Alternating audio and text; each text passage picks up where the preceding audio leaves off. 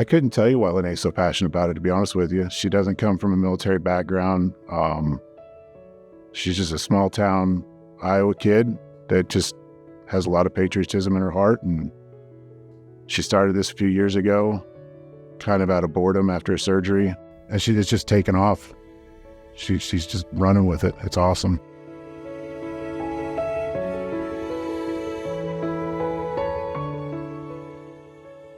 I'm Lenee Strovers, and I'm a funeral director at Hamilton's Funeral Home. I'm also the president of the nonprofit, The Final Salute. I had a really good friend who died very suddenly. He was really young. He was just a very vibrant person, and when we went to his funeral, it just had nothing to do with him. It was like they just slapped his name on the front and said, "Here you go." And I just thought there's a better way to do funerals. And so I went home and Googled, how do you be a funeral director? And class started the next week, and I just never looked back. A few years ago, I had to have a surgery that I was going to be on bed rest for 3 months. And I knew that I was going to be bored out of my mind. So I had asked Hamilton's, hey, do you guys have something I can do from home? They said, hey, we've got about 300 urns sitting in our basement that have never been claimed. Do you want to call them and gently remind them to come and get them? So I started calling, and what I was realizing when I was doing that is there a lot of time wasn't family to come and get them. So I thought, man, that's just not right to have them sitting in a basement. So we started a program called The Final Salute, where we find these urns in funeral home basements, in storage units, abandoned apartments, cars, side of the road, wherever, and then we get a respectful resting place for them. So for civilians, in 2018, we buried 86 people. We also do a service for children. In 2019, we buried 7 children. And in May this year, we'll bury 36 children that have gone unclaimed. With going through those, we also realized we had veterans. And we felt very strongly that we should separate the veterans from the civilians and the children because they deserve military honors. So we teamed up with Iowa Veteran Cemetery, and we've done services for them. This year will be our 6th year of doing that. To date, we've buried almost 50 unclaimed veterans. This year, there's 20 unclaimed veterans in our service, including a gentleman who served in the Civil War.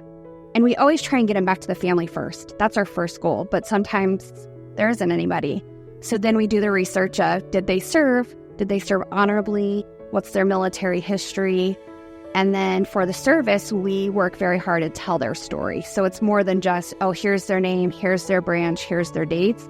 We try and find out as much as we can about these individuals, because it's more than just a name. She does a lot of research on these individuals to find out who they were. It's not just let's do 25 this year. It's who are these 25 people? For each veteran, she'll have a flag bearer, an urn bearer, somebody to tell that veteran's story individually. So she gets a lot of people involved. I could not have done it without him and the entire Patriot Guard. I mean, that's why it works, is because I have the support of them. I couldn't even begin to tell you how many people have been impacted by her efforts. Since we've been doing this, when we started, it was maybe 50 of us that showed up for the first one. It was small. It was only a couple veterans. And then it's just blown up since then. So the first year, we laid to rest 3 veterans, and we had no idea what to expect. We put it out there. We thought, oh, maybe like 20 or 30 people will come. There was like 300 people, including the governor.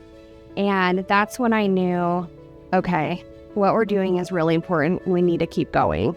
The biggest impact is somebody cares. She's not just helping those unclaimed veterans that have no family to put them in their final resting place. She's reaching out to every veteran really across the country now, but it really started here in Iowa, showing them that they're not forgotten. People do care. She's touching a lot more lives than I think she realizes she's touching. We're going to tell their story. You only die once the last person says your name for the last time. And every year we'll continue to say their names and continue to tell their story.